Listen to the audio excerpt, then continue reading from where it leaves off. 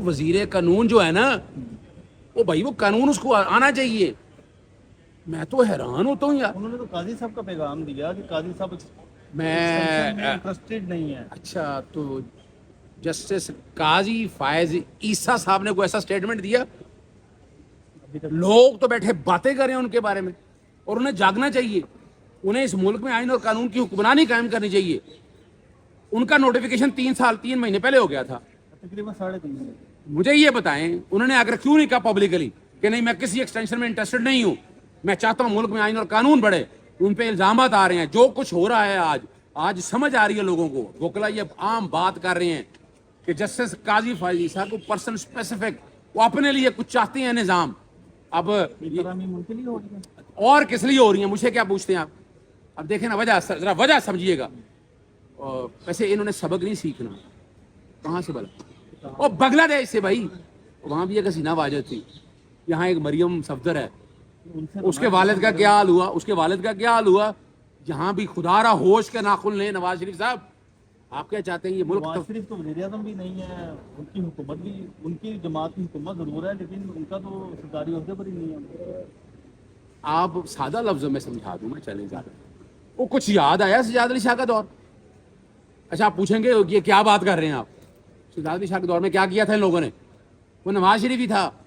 یہ آج جو پیچھے بیٹھا ہوا نا چھپ کے بیٹھا ہوا, وہ نواز شریف ہی یہ سارا کچھ کر رہا ہے. اور نواز شریف کو ہوش کے ناخن لینے چاہیے. میں جو لفظ کہہ رہا ہوں اس کے لیے خدا را اس ملک کو مت ڈبوئیں. اس وقت حالات کچھ اور تھے. آپ کو نہیں پتا کہ اس وقت وکلا کتنے چارج بیٹھے ہیں, قوم کتنی چارج بیٹھی ہوئی ہے.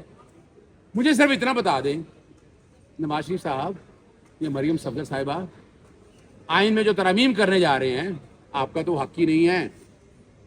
میں اس کو چیلنج کر رہا ہوں, یہی بتا دوں میں آپ کو. انہوں نے تو ترمیم ایکٹ میں منظور کر لی ہے نا بھائی میں چیلنج کر رہا ہوں, اعلان کر رہا ہوں. اور دیکھیں اس پارلیمان نے اتنے عرصے کے دوران, پہلے ان کی حکومت اور اب کی حکومت میں, پہلے 90 دن میں الیکشن کرائے, نہیں کرائے, آئین توڑ دیا. سیکشن 57 میں ترمیم کی اسی طرح سے ہی, چیلنج ہو گیا عدالت. 232 میں ترمیم کی, پھر الیکشن ایکٹ میں ریٹائرڈ ججز لے کر آگے. اب جو لے کے آئے ہیں اب ایجنڈا کیا ہے, وہ چاہ کیا رہے تھے مخصوص جس سے ان کے آس میں 2/3 اکثریت. 2/3 اکثریت میں کیا چاہتے ہیں؟ میں وابانگے دول کہہ رہا ہوں کہ جسٹس قاضی فائز کی ایکسٹینشن چاہتے ہیں. وہ تو لینا نہیں چاہتے نا. جب بھائی جسٹس قاضی فائز کیوں نہیں کہتے, وہ کہیں نا کہ میں نے کوئی ایکسٹینشن لینی. آپ نے ان کی زبان سے الفاظ سنا کوئی کسی جگہ کورٹ میں بیٹھے ہوئے یہ بات کلیئر کرے نا قوم کے سامنے, کلیئرٹی ہونی چاہیے. اکثر وہ چیزوں کو کلیئر کرتے ہیں. وہ بھائی کلیئرٹی کرے نا, لکھتے ہیں کہ میرا مطلب نہیں ہو. انہیں یہ سوال نہیں کرنا چاہیے تھا کہ ان کی دفعہ جو ہے نوٹیفیکیشن 3.5 مہینے پہلے ہو گیا, تو اب کیا ہے, اس کی وجہ کیا ہے؟ بینیفیشری ہے نا بھائی, میں کہہ رہا ہوں بینیفیشری ہے. نہیں یہ بینیفیشری کلیئر کریں وہ اس بات کو. یعنی اگر حکومت ترمیم کر کے ان کی مدت بڑھا دیتی ہے تو پھر وہ لے لیں گے. دیکھیں ابھی تک تو جسٹس قاضی فائز صاحب کے جتنے فیصلے ہیں نا, جس بینچ میں بھی بیٹھے ہیں ان کا فائدہ. کبھی آپ نے سنا کہ یہ کبھی آج تک اختلافی نوٹ کے اندر آپ 8 ججوں کے فیصلے کو وائلیٹ کر دیا اور یہ توہین عدالت ہے, یہ مس کنڈکٹ بھی ہے, کبھی سنا آپ نے؟ وہ یعنی اور کیا ہو رہا ہے یہاں پر اب ایک کانسیپٹ دیا جا رہا ہے 2 سپریم کورٹ. خدا را مت ڈیوائیڈ کریں سپریم کورٹ کو, ہماری عدالتوں کو مت تقسیم کریں. جسٹس منصور علی شاہ سے کیا خوف ہے؟ دیکھیں جسٹس سعید منصور علی شاہ سے خوف اس بات بہت کھلے دل کے اور آدمی بڑی ہیں زبردست, اور میرے بڑے اختلافات ہیں. میں آپ بتاؤں میرے ان سے بڑے اختلافات رہے ہیں, میں یہ کہوں کہ نہیں, لیکن وہ اصولوں پہ چلنے والے آدمی ہیں. یہ میں بتا دوں آپ کو, مجھے اگر فیصلے گنانا شروع کریں میں ایک ایک فیصلے پہ کمنٹ کر دوں گا.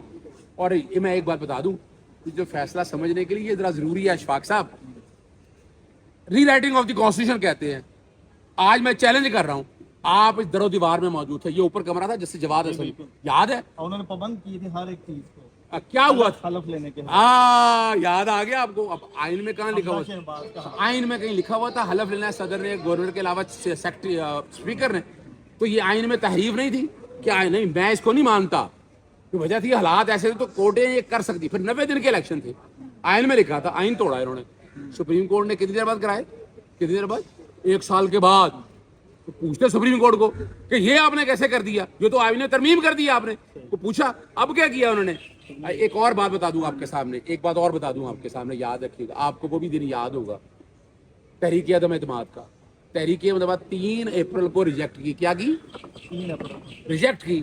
سپریم کورٹ نے اس وقت بھی خیال ہے 7 اپریل کو کہا کہ آپ گھڑیاں پیچھے لے جائیں. 9 اپریل یاد آیا نا, 9 اپریل वहाँ पर 9 अप्रैल को, अच्छा बोली थी, अगर ये पूछे वो तो खत्म हो गए 7 दिन। फिर अब क्या है, अब फैसला आम आदमी के लिए आसान लफ्जों में समझा दूं।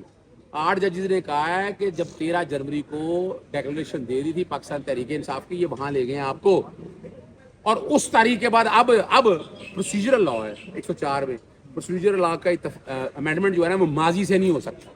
फिर दूसरी बात ध्यान में रख लें, वो सियासी जमातें, सुप्रीम कोर्ट का फैसला भी है, वो ना, उससे पहले मैं बताऊं, वो सियासी जमातें जो बेनिफिशियरी हैं, वो चाहती हैं हम ये डाका, ये चोरी कर लें, वो कैसे कर सकती हैं? फिर सुप्रीम कोर्ट का फैसला वाज़े मौजूद है।